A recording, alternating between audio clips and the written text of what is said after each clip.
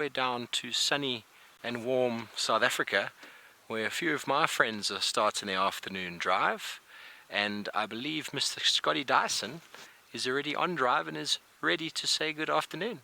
First drive in the Maasai Mara. He must be very, very excited. My name's Scott, and I'm teamed up with Davy on camera. As you can see, we've got lucky and managed to relocate a portion of the Nkuhuma Pride of Lion. Tristan did find them in the same spot this morning, and well done to him for finding them, because it's a very, very thick and tricky spot. So he did a great job this morning.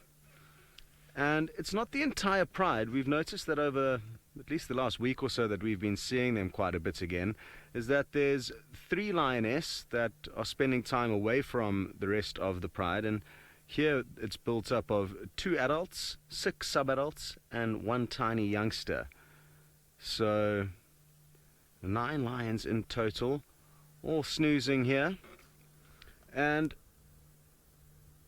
I did go out last night with some of the staff after dinner, and we did manage to find actually both different sets of the pride.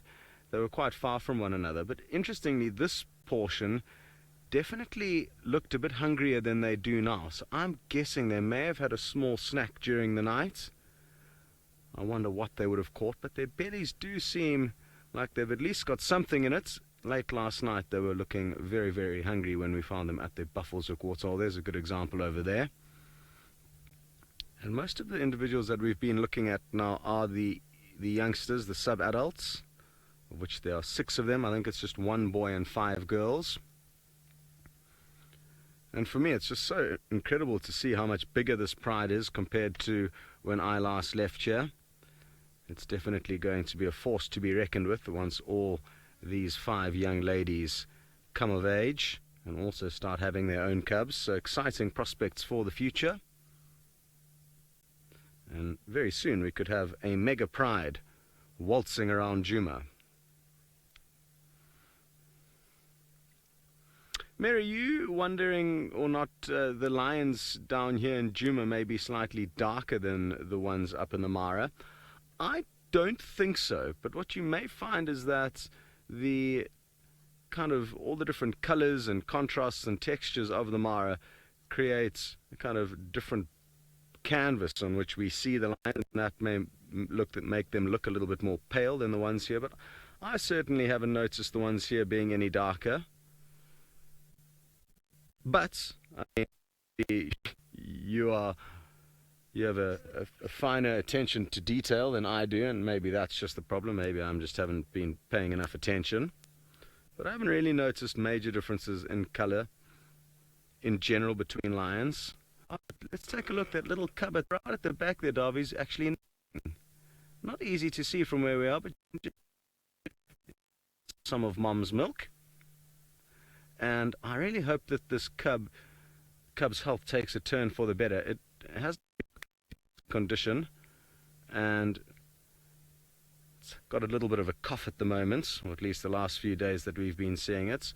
But if the pride continues to be successful, making lots of kills, then it'll definitely improve the chances of this cub getting rid of its illnesses. We're not entirely sure what could be wrong with it. It could have feline TB. A lot of the lions in the Kruger National Park do have this. Wonderful stuff. Well, we're going to stay put with this pride in the hope that they may get up and take us for a walk, or who knows, maybe something will stumble into them in this very thick area that they're in, so they could get lucky with a meal coming to them. In the meantime, though, we're going to stay put and send you across to Noelle to let you know what her plans are for the afternoon. Afternoon, everyone. We have a very lovely overcast and cloudy day, which is keeping everything nice and cool. I am Noelle, and on camera I would like to welcome back Pilot Fergus. Hello, Pilot Fergus. He's saluting. Actually, we're in a car, so you're supposed to salute like this. And amazingly, we have Giraffe. Oh, and then of course they've run away. They're over there now. I got so excited we'd framed up this beautiful shot, and then of course they moved, but we have Giraffe. We don't get to see a lot of giraffe here. They move around, and we have a little journey. I've counted 3 or 4 already, but we've just got to this one that we can see nicely here. So this is the southern giraffe, different. There's the big one that we had framed up, and then she decided to meander off. Different from the giraffe, you'll see up there in the Mara, there's Maasai giraffe up there. And we have a couple of youngsters and this big beautiful female, and then there was another female that's probably lurking around the corner. So we have a journey or a tower or a kaleidoscope of giraffe, whichever collective noun you prefer.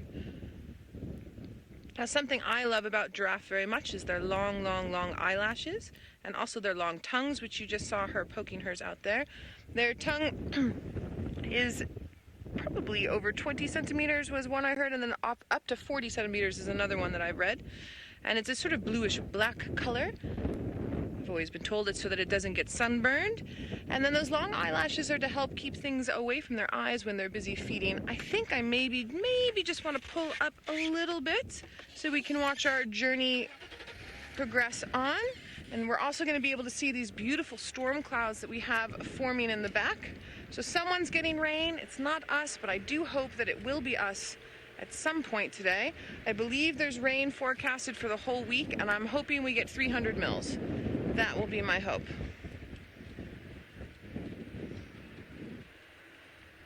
Tom, really good question. Could those lions, the Inkahumas that are over there with Scotty D, hunt these giraffe? Most definitely, Tom. They would love a big meal like giraffe, and those females would be very capable of taking down a giraffe of these sizes. Now, that female that's there on the right-hand side, she sort of walked into this tree, and that's helping itch in spots that she can't reach. Also helps take some ticks off. Beautiful there. Oh, we've got a lovely oxpecker on her neck, also helping to take ticks off. As many of you know, but many of you may not know, oxpeckers' main diet is blood, and so they land on prey species, so giraffe, impala, rhino, buffalo, zebra, and they take those ticks off. But if there's a wound that's on that animal, they'll also keep the wound open to keep the blood flowing. Now, I'm really loving that slate gray sky and the colors of this giraffe in the background. It's making me happy, and the green foliage mixed in. Now, every giraffe, every subspecies of giraffe has a unique coat pattern, and then every individual within the species has an individual pattern, like a fingerprint.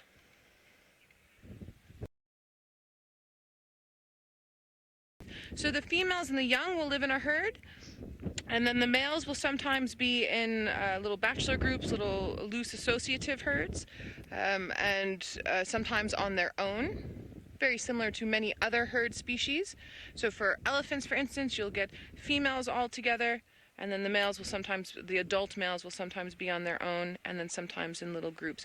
Now, the females are also known to be in what's known as a loose associative herd, meaning they're not always very close together like you see now. Sometimes they're very spread out. So if you see one female, there's probably more that are not in the immediate vicinity, but probably within 100 meters of each other. And their communications are on frequencies that we can't necessarily hear. So their distress call is a sound. It's very light. And then if they're being eaten by something like the Inkahumas, they do make a sort of throttling noise when that happens. But the rest of the communications are on a very low frequency. So for a very long time, the assumption was that giraffes were mute. They are in fact not mute. It's just something that our ears do not register and pick up. I would be interested to know if elephants can register giraffe communications, because elephants have much more sensitive vocal abilities and are very receptive to things like the thunder and lightning that's probably happening on the back end of that storm. Elephants here can recognize that, can feel that, can hear that.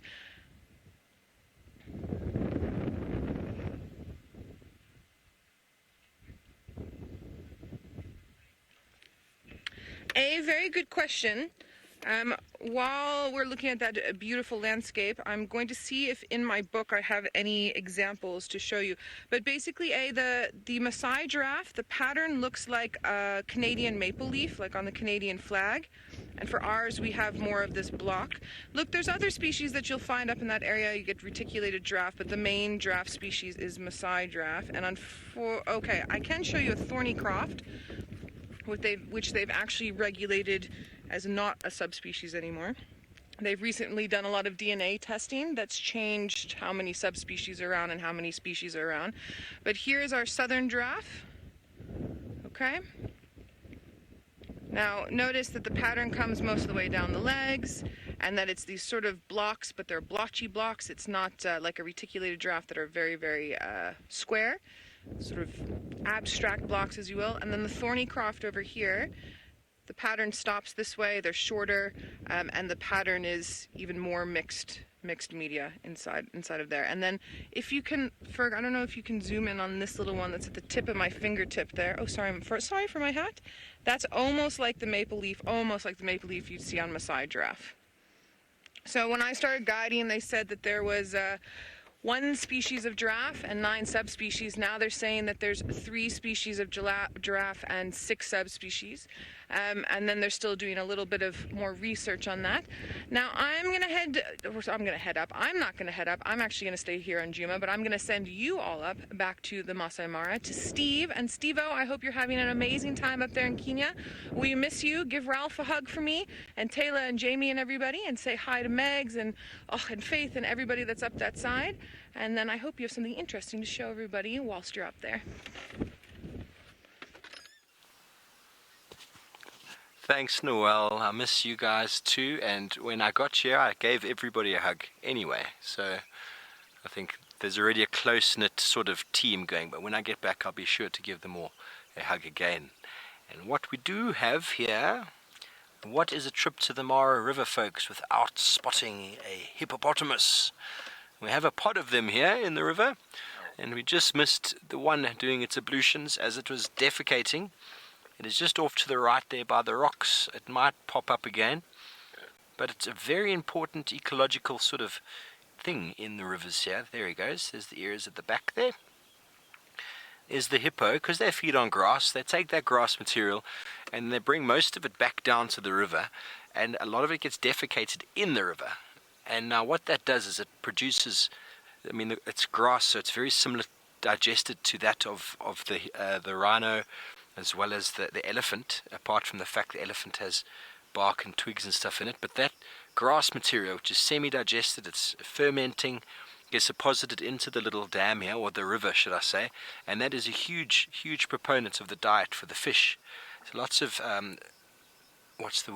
vegetarian fish. I'm not getting my words right now at the Mara River, but there's lots of fish that eat vegetation and eat all sorts of materials in the river, from algae to plant material to hippo dung.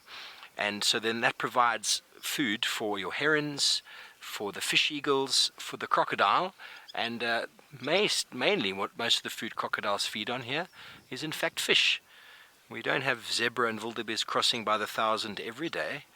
They only are crossing at a certain time of the year, and it is not their prime source of food, but they feed on fish. And most places else in the country where we find crocodile, they don't feed on too much meat, but mainly fish. And having hippos in the pool provides the organic material which feeds the fish, which then feeds a huge amount of trophic animals above them. So very, very important. And if any of you have ever been to the Okavango Delta or have seen the Okavango Delta, the entire delta itself is managed and kept open by hippo movement. They make these very big pathways through, and they keep the stream moving. They keep the sediment from depositing anywhere, and that allows movement of water, and that allows the delta to perpetuate. And I reckon a place like the delta is what it is because of animals like hippo. And what is this hippo doing? He's moving with some intention towards the left, and I'm not sure if he's a male or if he's just moving. There was another hippo in front of him there, or her. I was wondering if he was moving across to do a little bit of argy-bargy, which often happens in pods of hippo. They do sort of assign themselves a little territory. There's the other one. Do assign themselves some territory. And you don't see hippos doing too much. And when they are doing something, it's got something to do with territory or reproduction or feeding. Other than that, they're pretty docile individuals. The one on the left looks like a female. Oh, there we go. That's what I was talking about. You see with the tail, it's busy defecating there. And that's the vegetation that's splattering around in the river. Take Care asks a question, do hippos use infrasound? I don't think so. I think the only animals that use infrasound are elephants. Bats use a form of sonar. or echolocation. Dolphins use sonar, but I don't think hippos have the ability. I mean, the reason why they have been put in the family of whales now is because they communicate underwater. They're able to anyway, but that's through those loud grunts and stuff. I don't think there's any sort of low-key frequency that hippos are communicating with. But I could be wrong, but I've never heard of anything like that before. They definitely have very loud grunts and snorts that they do, and they do spend most of their time in water. And as I said, same family as hippos, as whales. They give birth in water, they mate in water, they suckle in the water, they communicate in water, and they spend most of their time in water. So why not call them a whale? And they're also vegetarian, of course. There's definitely something going on between these two. I wonder if that one at the back is actually a young male. Or if maybe these are two territorial bulls that have small little claims to this pond with very invisible lines that we are unaware of. It's often the case. The territorial boundaries are things we cannot perceive. Have a lot to do with smell, and maybe some, in the case here, of some fecal content in the... Here we go. Doesn't look like a very big hippo by those teeth. It might just be some youngsters. Definitely the one on the left doesn't look very big.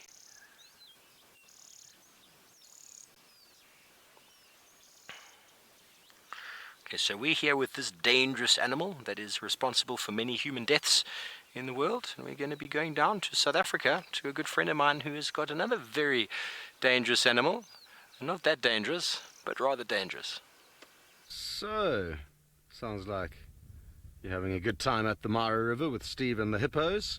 We've just been sitting here patiently kind of planning our attack for the afternoon, and we think it's probably in our best interest to head off for about 45 minutes to an hour or so. These guys are all looking quite comatose for the time being, so we'll probably do a bit of snooping about, see if we can't find any sign of Tundi, a leopardess, and a young cub. We're all desperately trying to work out where they are, so I'll do a kind of loop around the general area and see if we can't find any sign, and come back here a little bit later once these guys seem to wake up. We'll hopefully wake up a little bit later on. Like I said, I'm fairly convinced that they did catch something last night, and I was surprised that they were found in this area, because from where we saw them at Buffelshoek Waterhole last night, it's about, a kilometer, half a mile from there to here, and I would have been surprised that they've moved such a short distance, considering they were all quite hungry when we saw them. So I think they had a small snack, maybe an Impala or an Impala, something, that would have got at least something into all of their bellies. There's, of course, quite a few lions here. That's why it's not too easy to notice that they've had a snack. But I'm confident they have. So, seeing as though they're not absolutely starving, I don't think they're going to get up anytime soon. Cool afternoon. It's by far the coolest afternoon we've had in quite some time. And I'm hoping this cool weather brings us a little bit of rain later on. We are desperate for some rain. Kathy, you'd like to know if these youngsters are doing any hunting with the adults yet? Not that I'm aware of. They could well be getting to that kind of stage of their lives where they could contribute to the hunts, but I'm guessing they're not kind of fully involved for the time being. They could probably lurk in the outskirts in the background and contribute if and when some of the fleeing animals run into them, and that's very often the case with lions, because there are multiple members in the pride. When they ambush their prey, they can sometimes get lucky and send members. And I remember sitting with a pride of lion. It was a very similar setup to actually exactly what we're experiencing here. They were lying up in very thick bush. There was a similar amount of lions, and it was also just a couple of adult lioness and quite a few youngsters, just like we're seeing here. Although those youngsters were considerably younger than these guys. They were probably only a year old. These guys, I'm guessing, are closer to 2 years of age now. I'm not actually sure how old they are, so if any of you could help us with that info, I'd really appreciate that. And what happened was the lioness got up and started stalking. We weren't sure what, because it was very thick vegetation like this, and we heard the ambush kind of take place, and we heard hooves and bushes breaking, and all of a sudden an impala ran straight into all the 1-year-old cubs, and they instinctively latched onto this impala and could subdue it for long enough for the adults to return and dispatch it. So I guess that's an example of how even young cubs may not have the skills required, but could sometimes have some luck with helping the pride doing some hunting. We sadly I'm not too sure. Haven't been lucky enough to see them hunting. Mr. Q-Tip, you'd like to know how many lions are in this pride? Well, in this portion of the pride that we're looking at now, there's one tiny youngster whose ear we can see twitching over there. I think it's nursing. Oh no, it's not, it's just sleeping. So that's the smallest one, and then it's got six slightly older cousins, which comprise of, I think it's 5 young girls and 1 young boy, and then 2 adult lioness. So there's 9 in total here, but there are another 3 adult lioness that are fragmented from the pride that we saw not too far from here actually last night, but we're not too sure where they ended up in the early hours of this morning.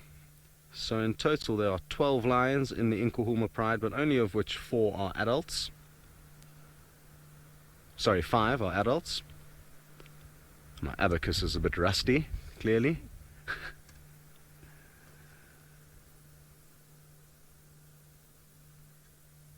I'm still astounded at how Tristan found these guys in here this morning. He did an incredibly good job, and well done to him for pulling that off, because it really is a tricky area.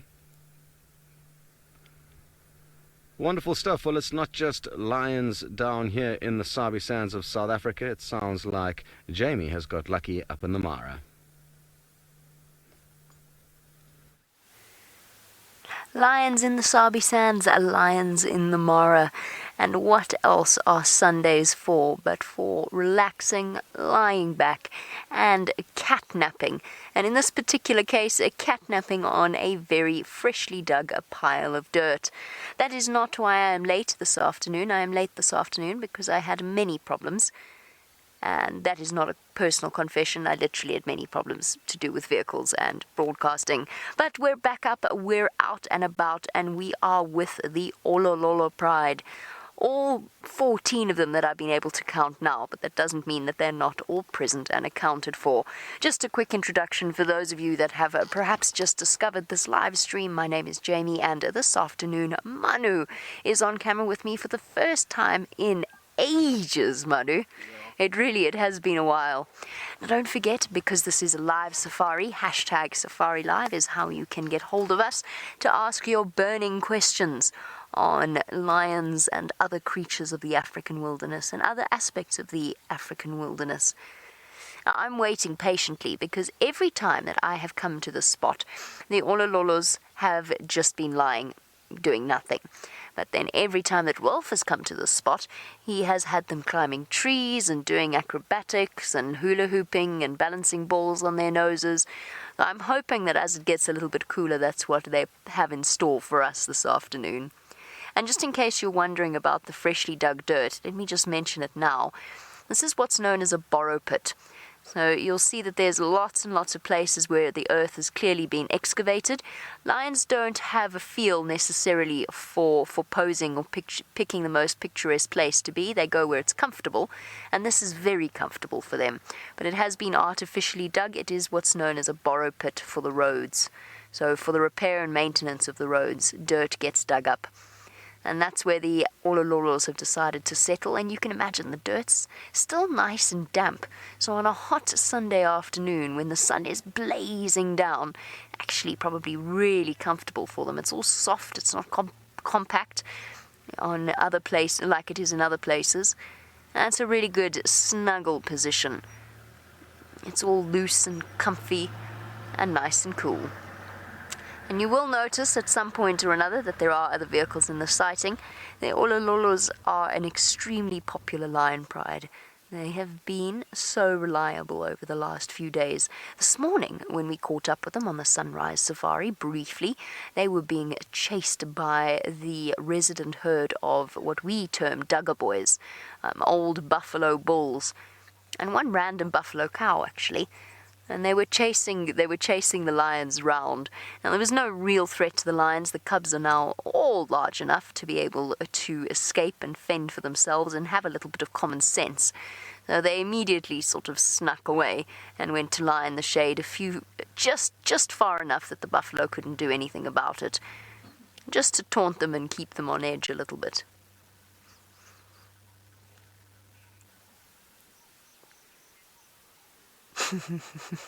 Mary, you say that those lions look exactly how you feel. They look exactly how I feel as well, Mary, after our series of complications this afternoon. That sense of relief that all is now working well, that's how I'm feeling. Almost to the point, if they weren't actually wild lions, that I'd be tempted to go and join them.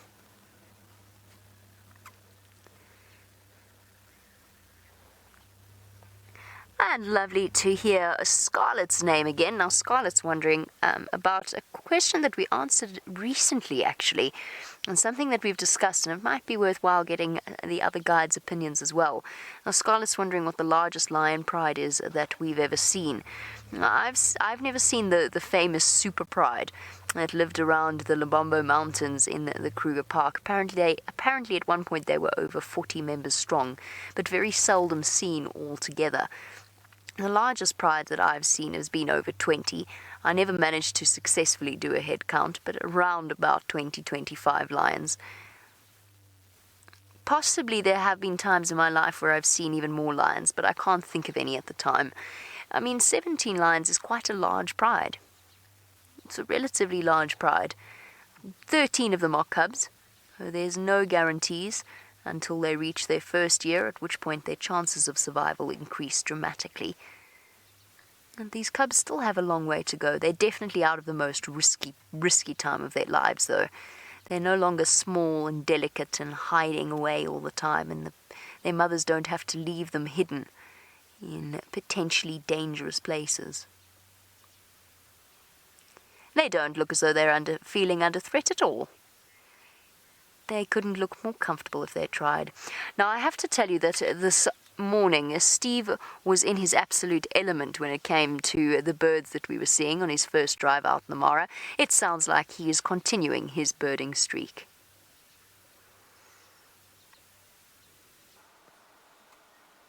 And we are back with some beautiful birds. One of them is a sandpiper. I'm not sure which one. I apologize for leaving my app at home today. And the other one is a snipe. But folks, look how beautiful they are in contrast. But what I really want to look at is look at the feeding depth that the snipe is able to achieve with that beak. Look how far into the mud it can probe. Oh, look at that. A little bit of a dance. A bit of the wag of the tail. Look how much further it can dig its beak into the mud than the sandpiper can do. I think it's a green sandpiper, but I'm not sure. Something spooked them. Very, very beautiful. It's nice to be able to see them in the open like this. And what I love about birds and their beaks is the different feeding that they have. And whenever you look at a bird, you can often find 5, 10, 15 different types of species in and around an area. And they are not competing because of either the length of their legs or the length of their beak or the shape of the beak. So it enables them to compete for different food. As soon as birds are too similar, they outcompete each other and displace each other. It's not often you find animals that will compete without displacing, and that's why you find large predators, medium-sized predators. You don't find 2 species of lion anymore. You only find one because the niche would only fit for one of that type. So that's what happens in birds. Whenever you see the length, the beak, it's very interesting. Yes, Naturable, the snipe has got beautiful coloring, and I believe that's a painted snipe. And what's interesting about it is that when we look in the bird kingdom, normally in the bird kingdom, what do we see? We see that that is the sandpiper. If we just go to the other one, please, Adrian. There we go. It's just forward, middle of your screen. I think that is the male. It's not very pretty, but the female is very attractive because the female is actually a little bit of a what would you say? She likes to go out and look pretty and have all the men. So he Obviously the males like to choose the female when it comes to snipes, and she has more than one mate, and she will not look after her chicks. She's very naughty like that. He will do all of the work. So it's lovely to see beautiful birds like this, and there's not many in the bird kingdom where the female is more attractive than the male, but when it comes to snipes, that is the way they roll. But I just love how they are competing at very similar areas on the mud flats there for any sort of insect in the mud, and the longer beak, you can see the sandpiper on the left is just picking whatever it can off the surface. It's not really allowing it too much feeding depth, but then the legs are a bit longer, so it can probably wade more than the snipe could do. The snipe has given up doing his activity. They call it needling. I'm going to stick that beak in quite deep. You see it with hoopoes, the ground hoopoes. They walk around, the normal common hoopoo. They're jabbing their beak in, looking for any form of insect on the floor. Obviously the snipe's beak is very straight, and we're watching it go right up to its nasal passages there, so right up to the end of the beak in the mud, and that is a really nice depth, and also enables him to preen a little bit easier, as you can see. The long beak like that helps you to scratch further back. We just had some birds fly by in the picture. I don't know if you saw that, but the snipe got a bit of a fright. You know, this is for me the first time I've seen a snipe just out in the open, just sort of hanging around. Normally they're sort of concealed in sort of quite bushy undergrowth on the side of the dam or river. They don't often spend too much time just out in the open, so it's nice to be able to see them doing that. Very, very special. And if we pan to the left, something that is what we first saw, you can see that wonderful tail over there. A little pan of water on the side of this river. We have got a Nile crocodile, ladies and gentlemen, that is just taking life extremely easy. Initially thought it was a piece of a crocodile, but if you pan left, you will see that the rest of the body is kind of submerged with just the head and the nose sticking out, and that is actually a really big crocodile. It's very hard to see because he's quite submerged. And the hippo thought that was quite funny.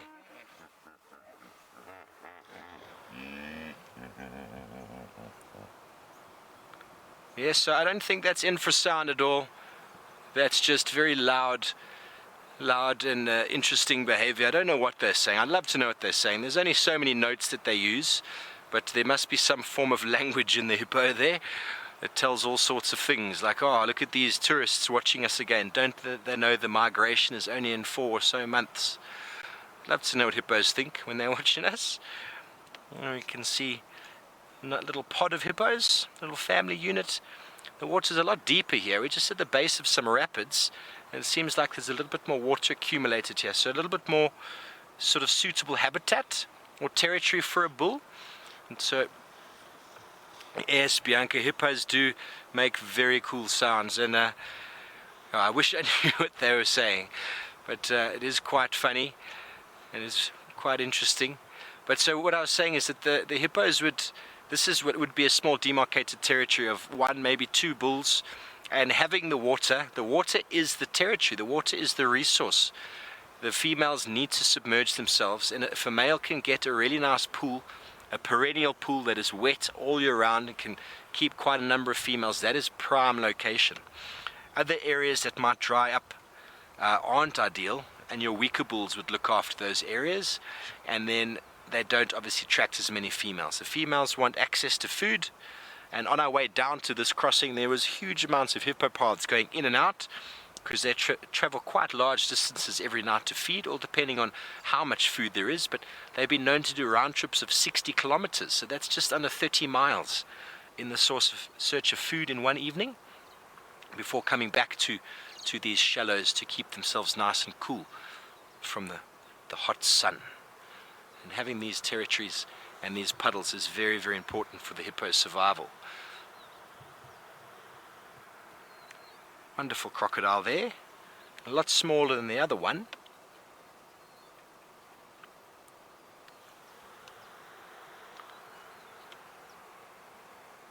Sorry, can you come again with that, Faith? I didn't get your message.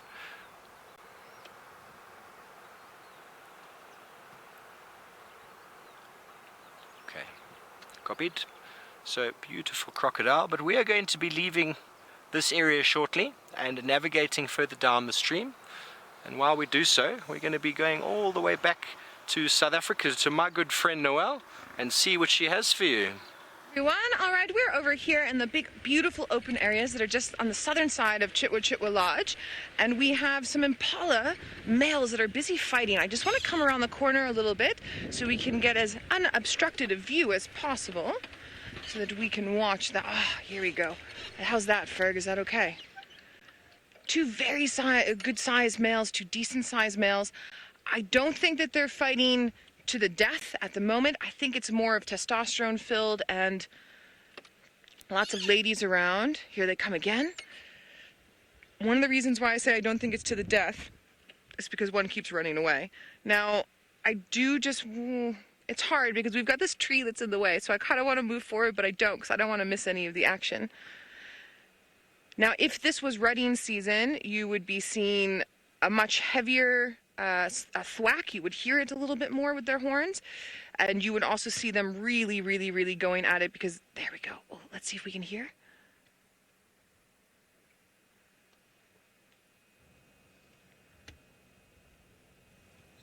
Let's see if we can hear it again. So there.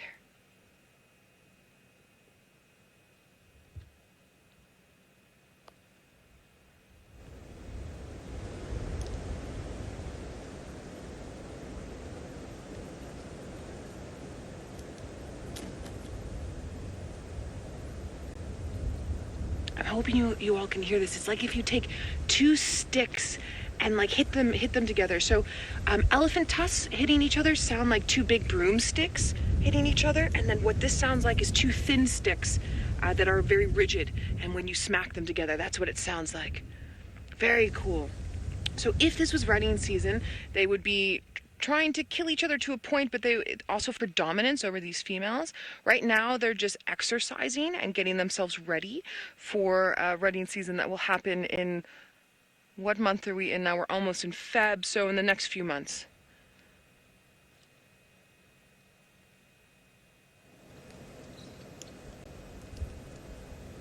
And of course, they're going behind a tree. Let me just roll forward.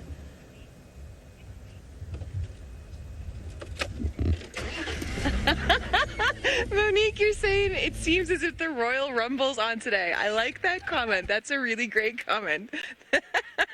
I enjoyed that, Monique. There, this is a little bit of a better view.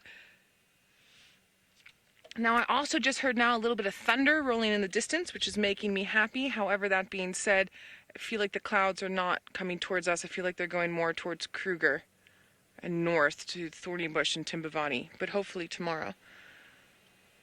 And I just also want you guys to know, so here's the males here. If we go to the left, a lot of the females are over there, not paying any attention. They really don't care that these two males are fighting. So these males are not just fighting to condition themselves, but it's also for the ladies saying, look at me, look at me. They don't care. And there's a couple other males that are in there like, yeah, you two go at it.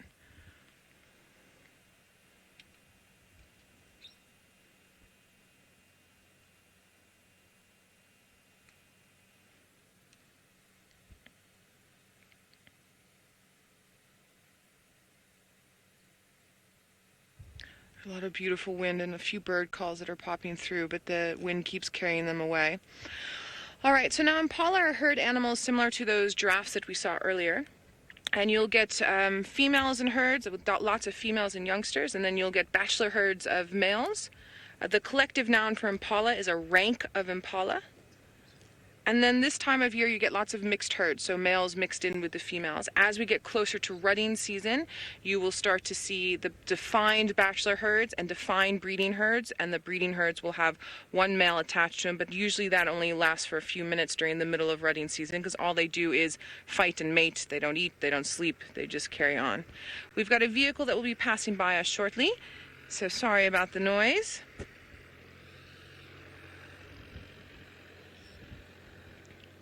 Scarlett, you'd like to know if I've ever seen an impala injured while fighting. I have. Scarlett, there was a male impala on one of the properties I used to work at whose horn grew funny. It grew out sideways, and he used to take that horn and shove it into the rib cages and sides of the other male impala and kill them. So yeah, I've seen that. This is great footage. Notice how they look at each other when they're getting in there, and they're also trying to sort of one-up each other as well as not get their horn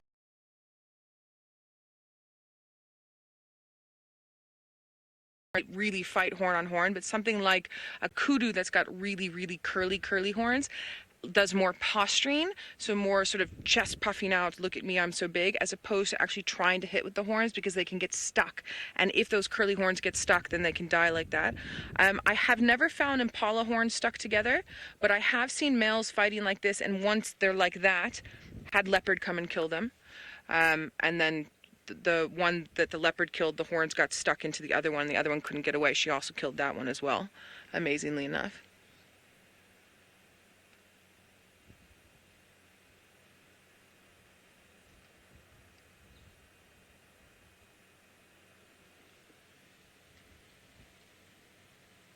Really are giving you all a very good show.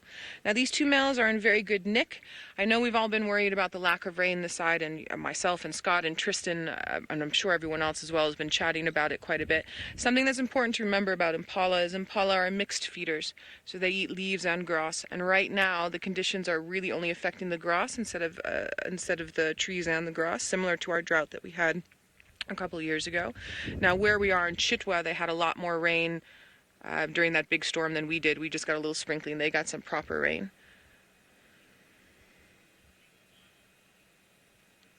All right, these two seem to be taking a little bit of a break. And as I say that, of course, here they go again. But Scott has a tiny little mammal that he would like to show you, so I think let's head on over to him. Thanks, Noel. We've got a wonderful scene here. This is an animal that we very, very seldom see. Other than a fleeting glimpse, they're usually quite shy, but this slender mongoose has got a good reason why it's hanging around here. We got alerted to its presence by some starlings, of which you can hear them all alarming now. That's them showing their disapproval of the slender mongoose. And as you can see, there's a dead scrub hare, and we can only guess that the slender mongoose has been feeding on the scrub hare. It looks like it's hardly been fed on. It looks like it's almost very fresh. I haven't had a good look at it yet. We literally stopped the vehicle as soon as we saw both the scrub hare and the slender mongoose. Let's keep an eye on the slender mongoose. David is on the move. There it goes. Oh my lord, it's a black mamba that killed the scrub hare, and the black mamba's going up the tree, and the mongoose is attacking it. This is absolutely ridiculous. Up a bit, Davy. There we go. Look at this. A ginormous black mamba. And that explains exactly why the scrub hare looks quite fresh. This mamba would have just killed it, and I'm guessing the slender mongoose responded to this scene because of the alarm calls from the birds. Oh, my shattered nerves. And I think we should definitely welcome on board as many other people as we can to this fascinating scene. I saw the mongoose running, and then I just saw it kind of bite at something, and it actually tried to bite the tail of this black mamba. I thought it was trying to make another kill at first, and then I saw this almighty serpent start slithering about. Good grief. Now, I was telling Dave as we approached the sighting, please could it be a big snake? Please could it not just be a slender mongoose? Have a look at the slender mongoose below there, Dave, directly below it on the dead stump. Down a bit. Oh, it just jumped down, but it was standing, kind of looking up at the black mamba. And isn't this a wonderful, wonderful kind of David and Goliath display here? The slender mongoose looks like it's trying to work its way higher up this tree. I'm going to reposition ever so slightly.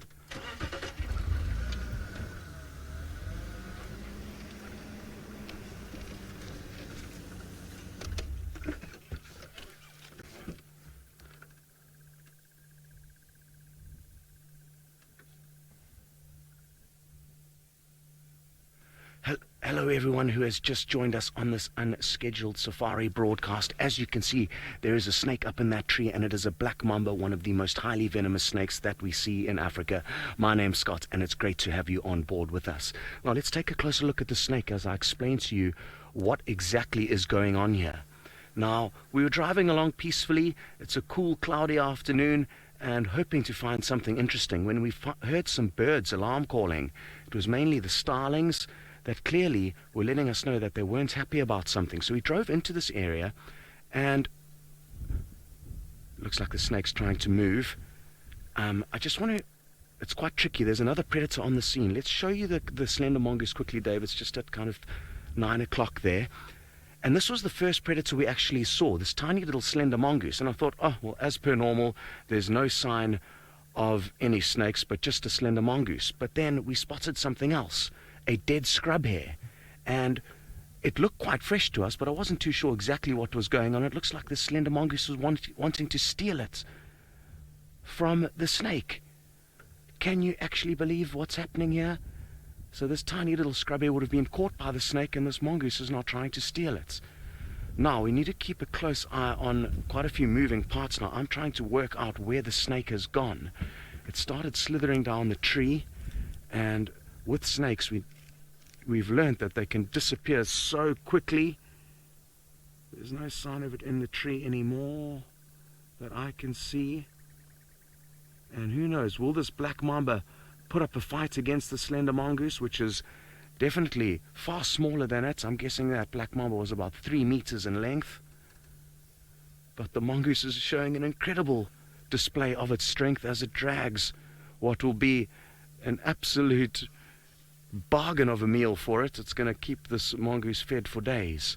Now, because we see snakes so seldomly, and because that mongoose isn't going to be able to move too quickly, I'm going to try and just get us into a spot where we can work out where the snake has gone. Let's hope it doesn't slither up into the vehicle. Like I said, this is one of the most venomous snakes that we do get out here in Africa. It's got a highly neurotoxic venom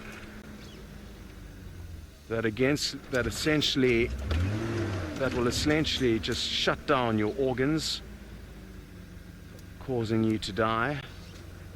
But I don't think we're going to get ourselves into any trouble just yet. Now, I can't for the life of me see where the snake has gone, but let's just stop and see if we can't have a scan in these bushes. It could well have disappeared into any kind of cavities or holes. AD, you've just mentioned that you've been hoping to see a black mamba for many a safari, and this is the first one you've managed to see with us, so I'm glad we managed to work that one out for you. Where could it have gone? It's incredible how such a big snake can disappear so quickly, and there's not really that much undergrowth for it to hide in. Let's keep driving around this kind of fallen down tree and see if we can't get a view of it.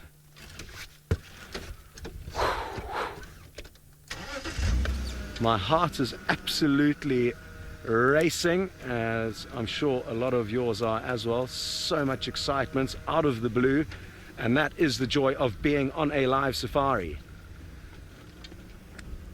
I didn't have time to mention where we are and what's going on. We're in South Africa, in the Sabi Sands Reserve at the moment, and this is a live safari if you have not gathered that already.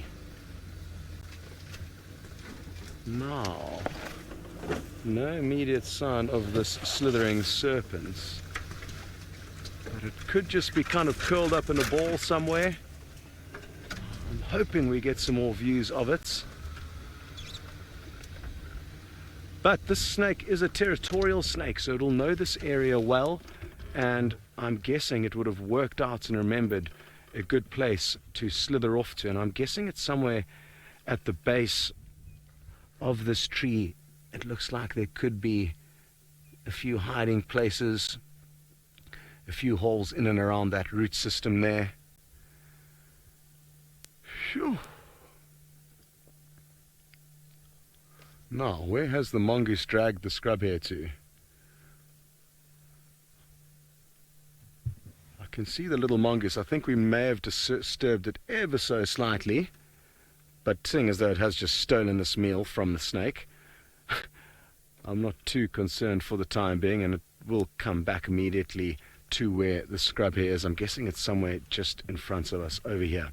So what we should do is get into a good spot and kind of just sit and patiently wait to see if we can't get any more views of the snake, as well as the slender mongoose starting to snack down on the scrub hare. Whoo-wee! Absolutely awesome, awesome stuff. And seeing as though things seem to have calmed down for the time being, I'm thinking of saying goodbye to everyone who has just temporarily joined us. And if you would like to continue joining on this afternoon safari, you can just Google Safari Live and find us quite easily that way. Thanks very much. We'll see you all next time.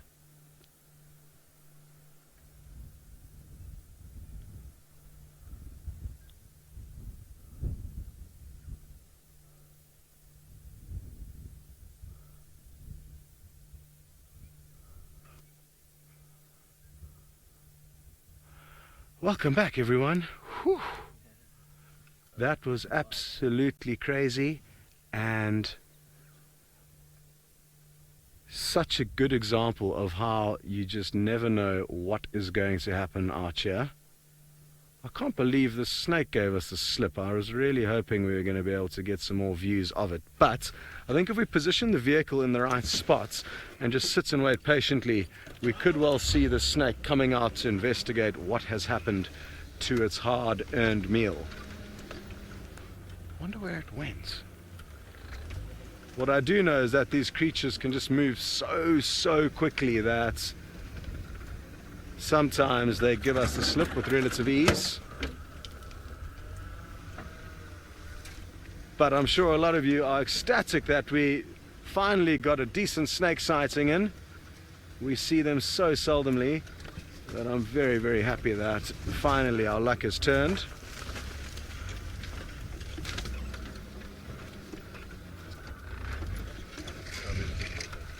Cool, yeah, thanks, Davy. I spotted there. Dave was just letting me know where the little scrub hare is. We've got a view of that. So we're gonna just get into a good spot where we can wait and watch the mongoose come back and start doing its thing, and or hopefully see what the snake is getting up to. So while we do that, we are going to send you off to one of the others. I bet they're feeling jealous about our wonderful sighting.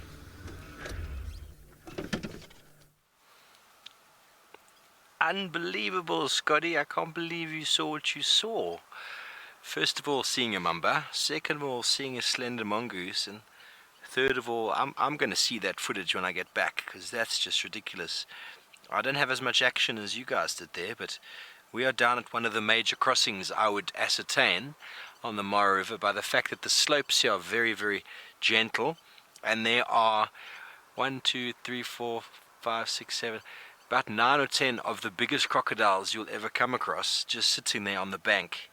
They are enormous. Those are all really, really big crocodiles. You can see a baboon at the back there. I think they're called olive baboons. They're walking past. They're not coming too close. There's some youngsters on top there having a little look down. You would, wouldn't you? That's what we're doing right now. We're just peering, but we know inside ourselves that going any closer is just silly. I remember being on a walk once up in Makuleke in Pafuri, and I was leading, and about 30 meters in front of me a crocodile stood up on the bank like it is now. It was in front of us, stood up and sort of walked kind of towards us, but it wasn't really towards us. It was kind of trying to turn around to go back into the water, and just that moment of it moving, it sent terror through my soul. Everything about that animal moving and towards you and looking at you is frightening.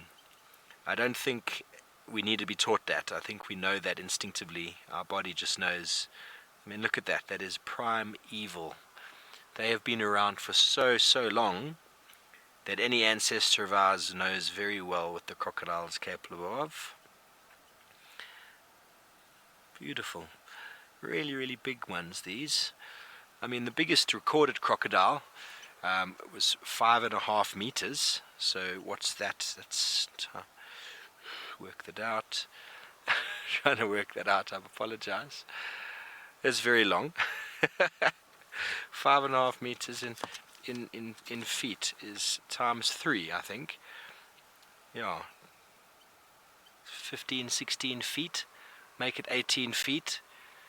That is huge. Yes, crocodiles, wow. And, they feed on fish, as I said before, but, they are reptiles, so they spend their time in the sun, and they don't need metabolic energy like we do, so they don't need to eat all the time. Even if they just had a wildebeest every couple of months, they could probably go for an entire year with one meal, a proper meal, and they wouldn't have to eat again. They don't need the energy that we use to expend to run around and do our thing. They just have to lie there and let the sun do all the work for them. And when they're really hungry or want to be active, then they get up and go in the water and catch some fish. Or just wait here, as is going to happen, and it's probably happened for however many years the wildebeest have been crossing these exact places. And so why go anywhere? Beautiful Mara River.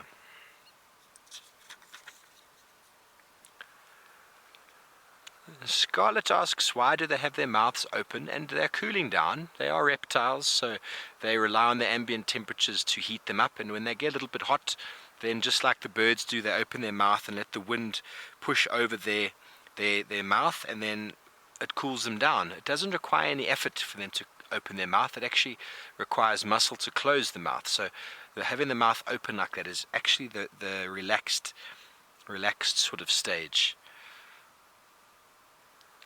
But they are enjoying themselves on the bank there. Wouldn't want to be a wildebeest trying to cross this little pond.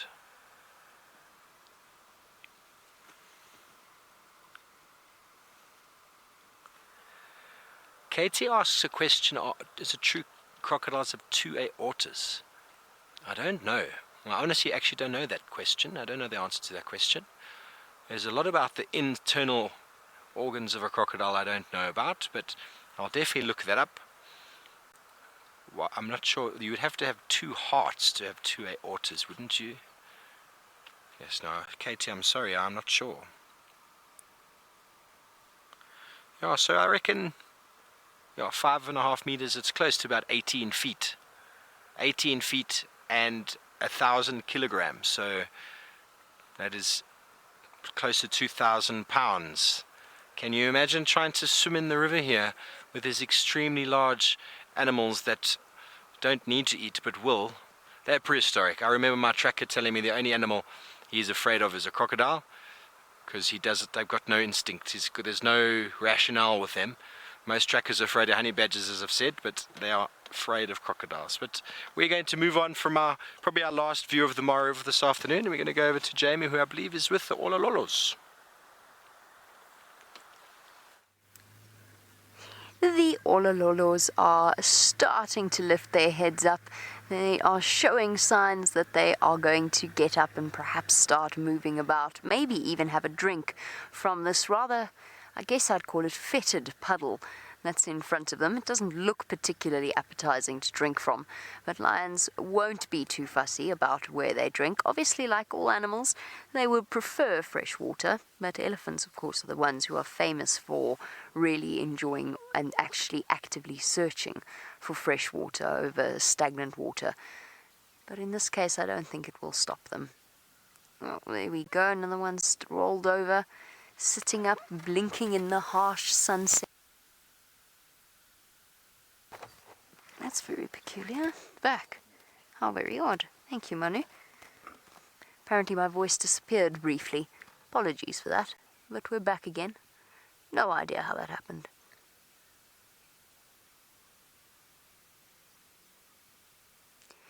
David, quite possibly yes, but you'd have to go back quite far away. So far back in... What's biting you?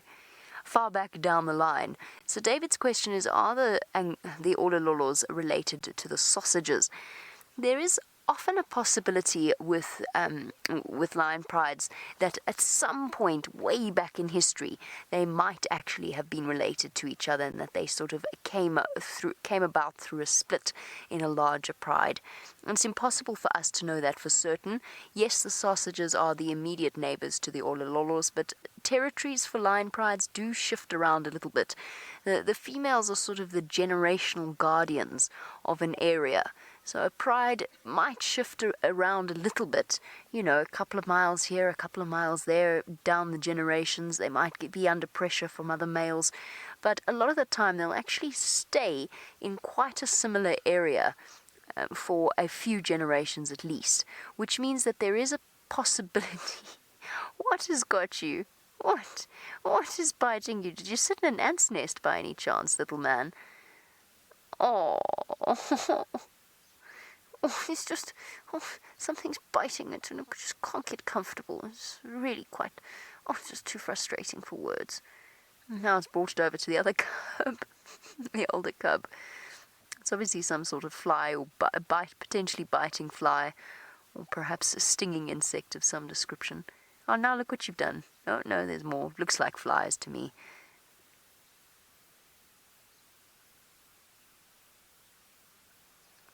Roadblock. Now, roadblock is perhaps new to these live safaris and wondering, well, where are the male lions? Are they not with the females?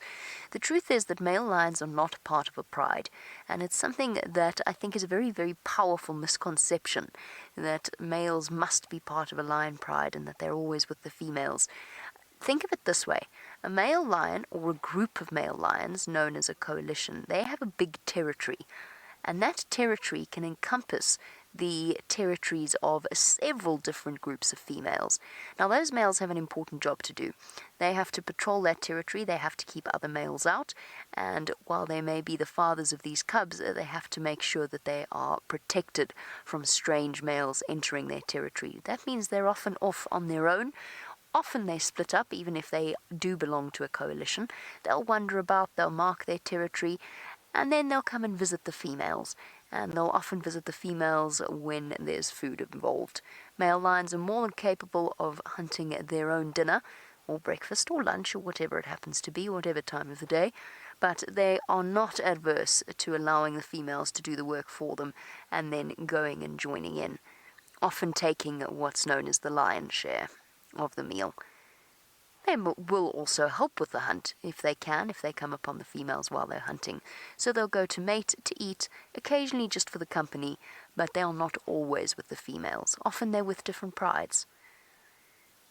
And there's no reason why they might choose to be here with the females.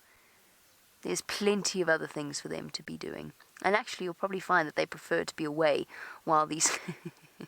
I'm just going to sit here, because as you can see, cubs don't necessarily have a sense of personal space. Lions are bad with personal space as it is, but cubs love to go and flop on each other. Might be a little bit irritating to the males. But look here, that's a male. That's a young male cub.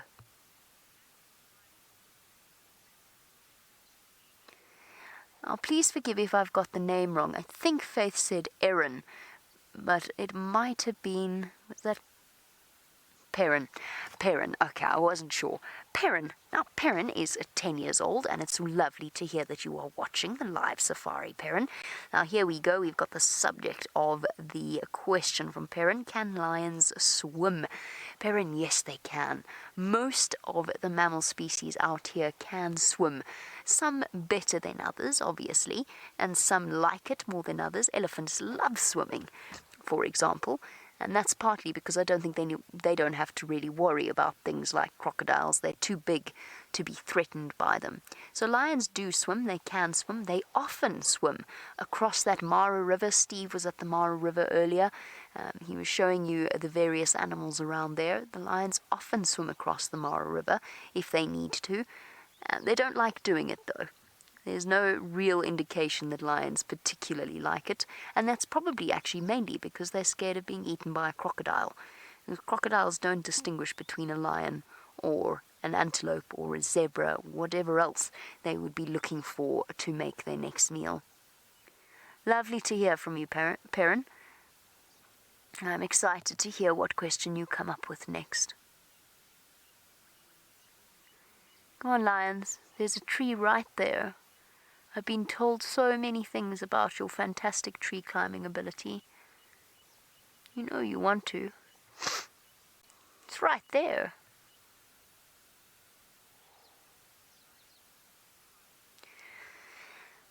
Scarlett, I have been in the position where I've been able to touch a lion's fur, both adults and cubs. That's something that I've spoken about in the past, about the problem with cub petting. But Scarlett, of course, is wanting to know about the softness of a lion cub's fur. Lion's fur is surprisingly coarse, except around the base of the ears. You know the soft parts on a house cat? Around the base of the ears, around underneath the arms? Oh, the legs, the front legs, around the armpits. Let's call them that. That's where the softest fur is on a lion. But lion's fur is very coarse. It's very functional. It needs to be. It's there for a reason. And obviously, if it was too soft and fine, it would cause all sorts of problems. It would become matted and uncomfortable and full of parasites that would be entangled in it. Their fur is quite coarse. As for young lion cubs, well, I've never touched a very young lion cub before. And I am ashamed to say that in the past, before I knew better, I did touch an older cub. I got to play with an older cub before I realized I was very young, but before I realized the full detriment of what I was doing and how absolutely unnecessary it is, and how unfortunate the future of those cubs that are raised for people to pet actually truly is.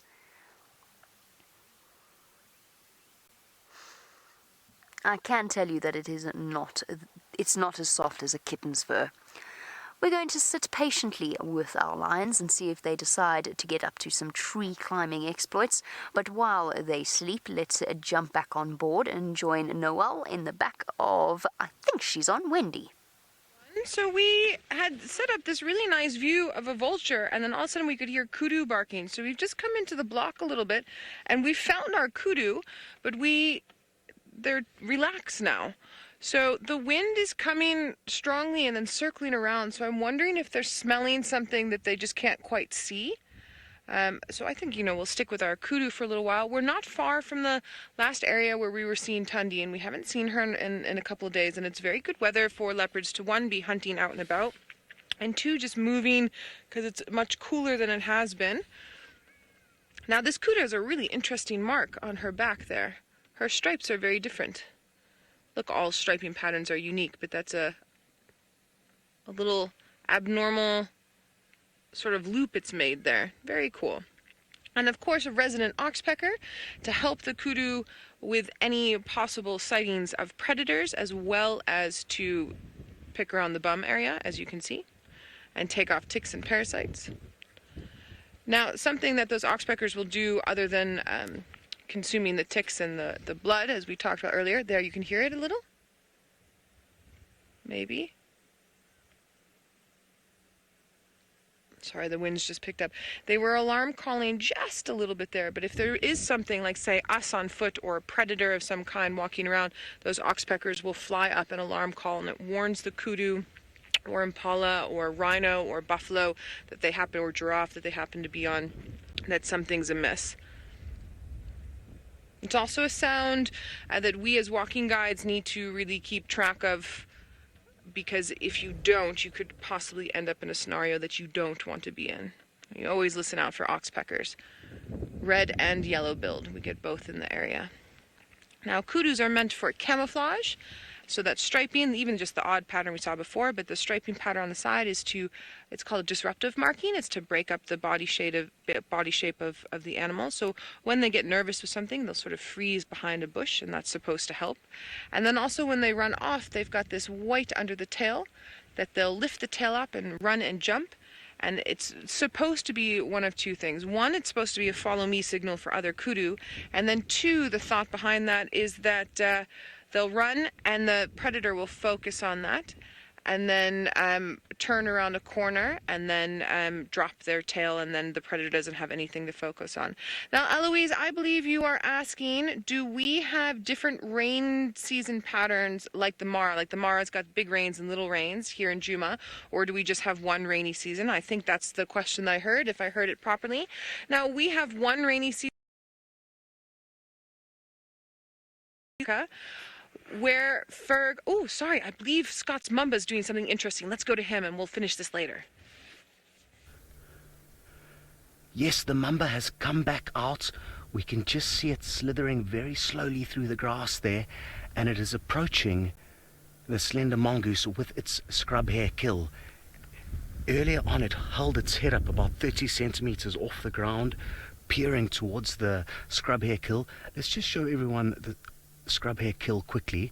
We can just see a little white spot there. That is the scrub hare's tail, and I think the slender mongoose is still there. I can't be certain.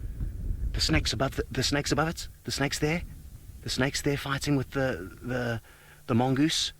Let's just stay tight like that, Darby. And now the mongoose is going for the snake. Oh, it's just so thick, and I don't want to try and reposition any closer. There we can go. We can see the snake there again now. Only just we can see the snake slithering through the undergrowth. And has the mongoose given in? Absolutely epic stuff. Now I am going to try and reposition us a little bit closer. I think we can get into slightly better spots. I'm just going to move very slowly. How absolutely awesome is this? Now I'm going to stop here and just see if that doesn't help for the time being. It's not ideal, but I really don't want to impact on what's going on here. If you go to the right a little bit more, Darby, I think the snake's more to the right. There's its tail. And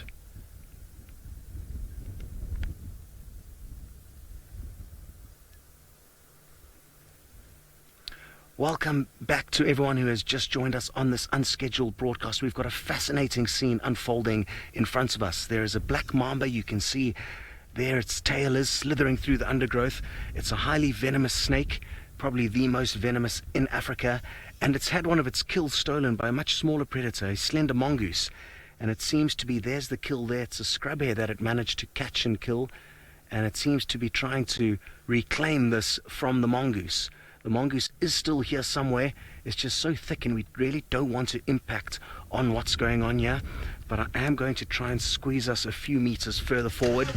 We're coming to you live from the Sabi Sands in South Africa. My name's Scott, and it's great to have you on board with us.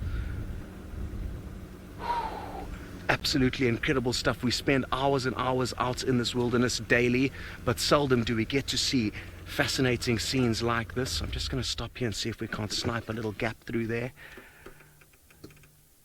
It looks like if you keep zooming in, oh, there's the slender mongoose. So the slender mongoose is playing with fire here, because if the snake does land just one bite onto a small mammal like this, it will be only a matter of seconds before it dies. So an incredible duel between a kind of a David and Goliath scenario here. This mongoose is far smaller than the snake, and of course the snake is highly venomous, like I've said. Doesn't seem too concerned though, just grooming its back in between this duel between the snake, the scrub hare, and this black mamba. Ra, are you suggesting that can this mongoose not kill the snake? And yes, I mean it could kill the snake, but it would be an almighty feat for it to be able to kill it, because it is a very large and dangerous predator. So earlier on we saw the mongoose nip the snake on the tail and chase it up a small bush, and it'll continue to try and pester the snake, but the snake is also backing itself. That's why it has come back onto the scene here. The mongoose is incredibly agile, and it's using that speed and agility to avoid any strikes from the mamba. Let's see if I can move forward a little bit more and get us a slightly better view as to what's going on.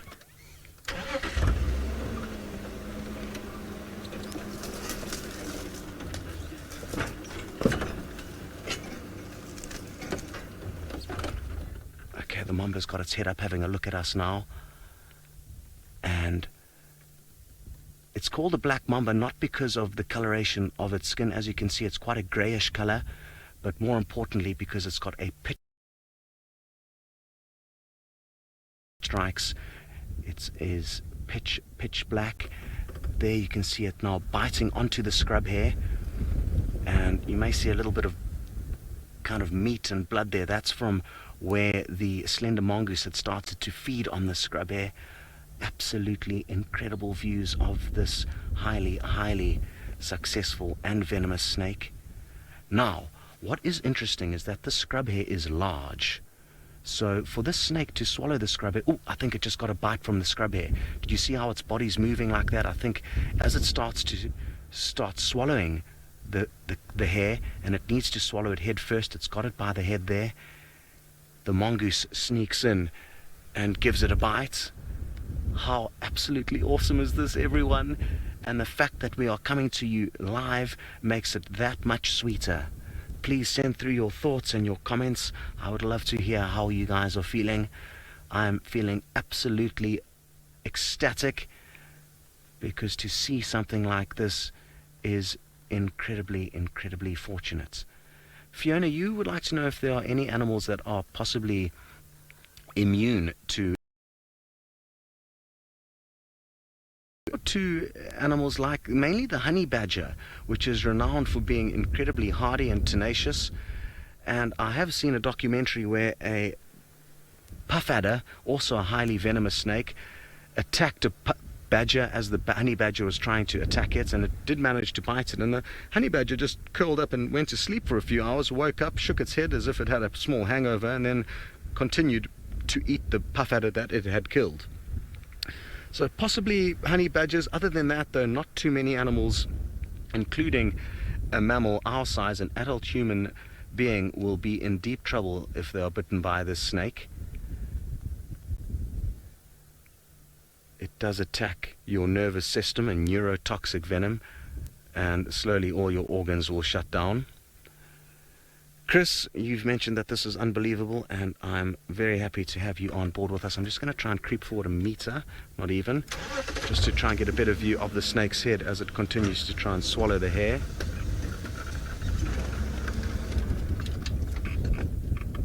There we go, that's better.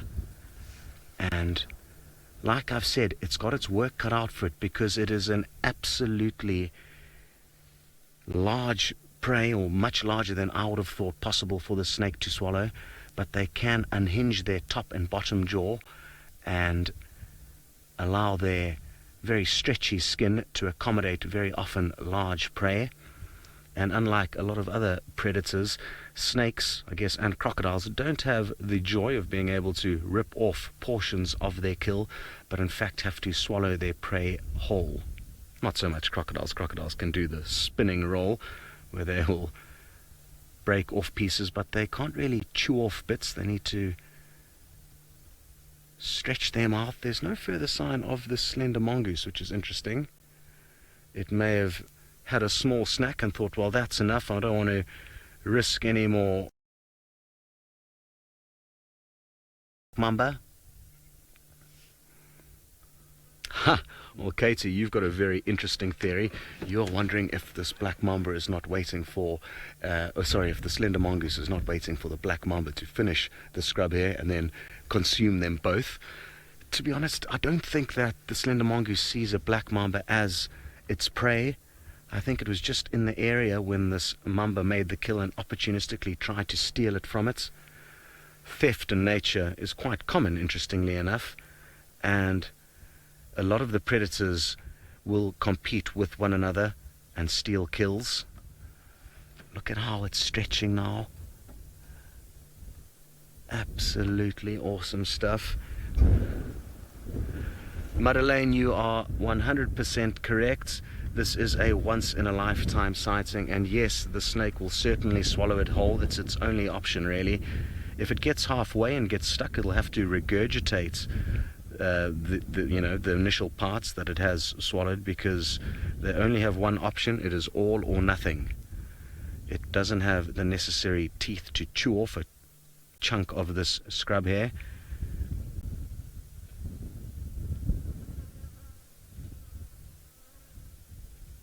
I wonder how the whole kill went down, if the snake followed the scent of this scrub hair and snuck up on it and just gave it one well-positioned bite, and it would have been, I'm guessing, within a minute the scrub hair would have died, because it's so small that the venom would have raced through its body and caused death quite quickly.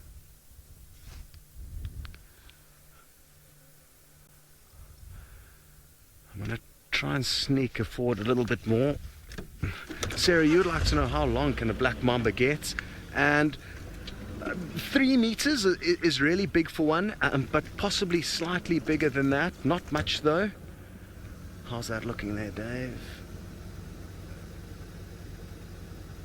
There we go, a little bit to the left, I think.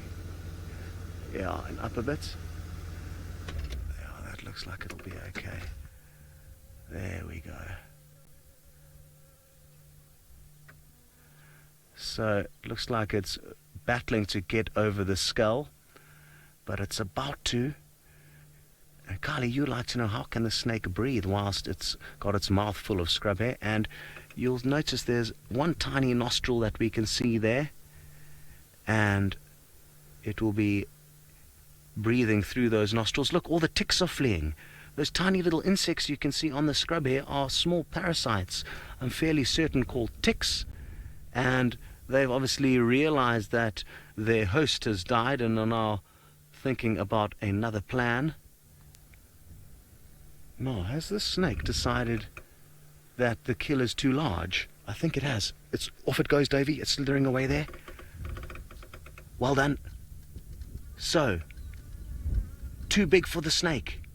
And how unlucky is it that it's hard-won meal? I'm going to try and stay with it, get you a few more views, because we see them so infrequently. The tricky thing is they move so quickly through this undergrowth, and even though there's not much cover, I cannot believe how quickly it can disappear. It also took us by surprise when it popped back out. Very close to that kill. We were sitting waiting patiently and had no idea where it came from. Now I fear that even though we did move quite quickly into the spot, that we may not get any more views of the black mamba. But if you would like to see if we do, you guys can Google Safari Live to continue following on this live safari. It's been an absolute pleasure having you for this incredibly rare sighting of a slender mongoose and a black mamba. We'll see you all next time.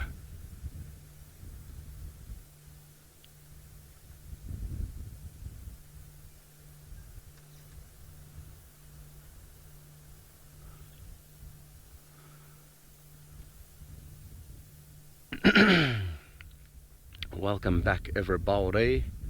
Well, wasn't that absolutely awesome? Shame, poor snake.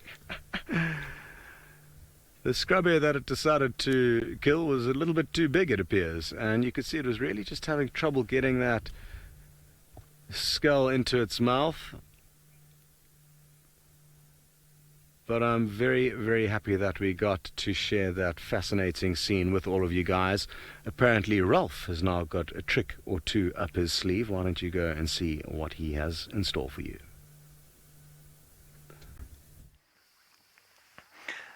Thanks, Scott, and well, everybody, this is very exciting. Exciting for us and exciting for the predator that has taken this little giraffe up the tree. Now, we don't have the best of visuals, but there we are. There is a leopard that has killed a little baby giraffe and dragged it up the tree. We don't have a very clear view on him or her.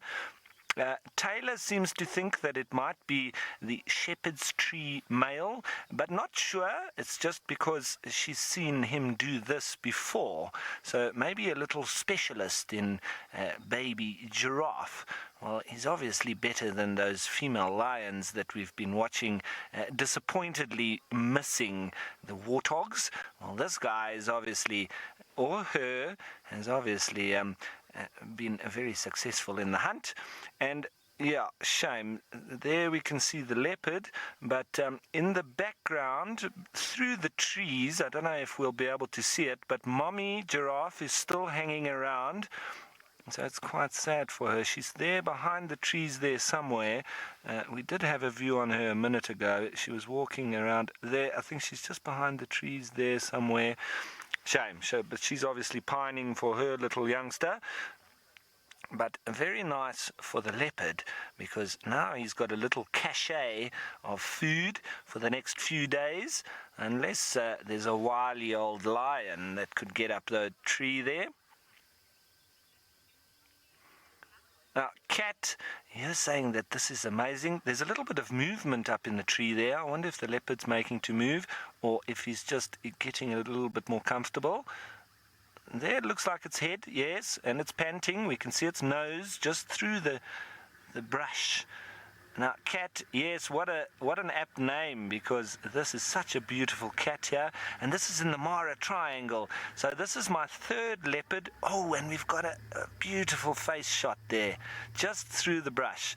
Now, we're not allowed to drive off-road here, so that's why I'm not going any closer, and it's probably a good thing, because there are a few excited vehicles with people around, so I'm sure if we were allowed off-road, this leopard would be a little bit harassed. So with that rule, it's a little bit worse for us, but better for the leopard, which I'm quite happy about. Everybody got to keep their distance here.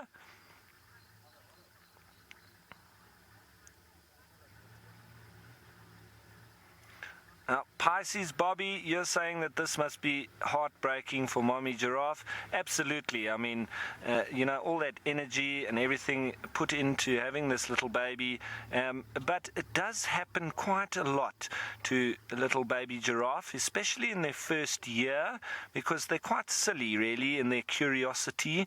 And you often find Mommy Giraffe having to corral a little baby away from all sorts of predators and even vehicles. They sort of just go walking up to them, not really knowing the danger, and obviously they wouldn't, because they've just been born and they don't understand that things can kill them. But mommies are kept very busy trying to keep their little babies out of danger. Well, this one obviously didn't make it, but that does mean that the leopard feeds and lives on for another few days until it needs to find itself something else. So well done to the leopard and unlucky to the giraffe. I wouldn't say that it's going to have an impact on the population of giraffe.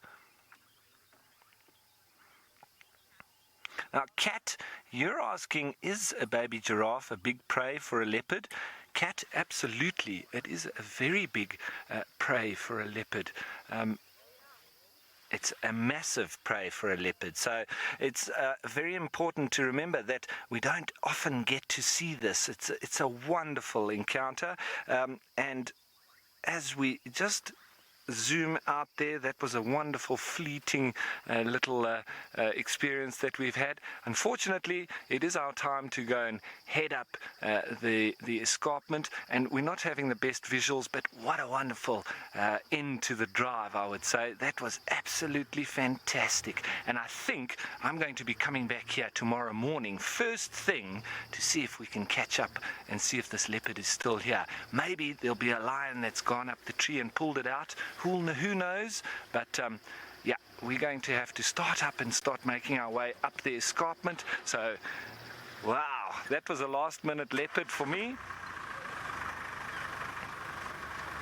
So everyone, as I leave this leopard and head up the escarpment, please join us tomorrow morning again, because I'm coming straight back here.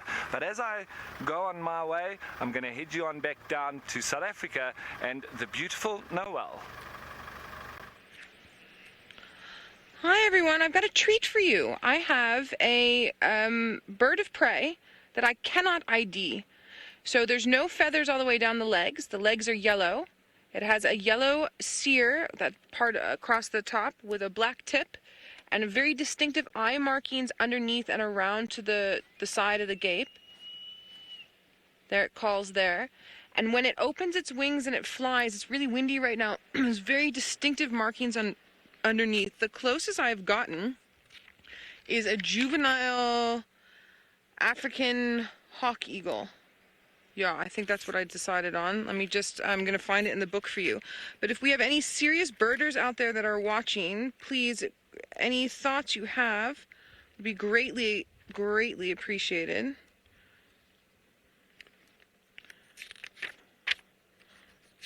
I'm finding what the one.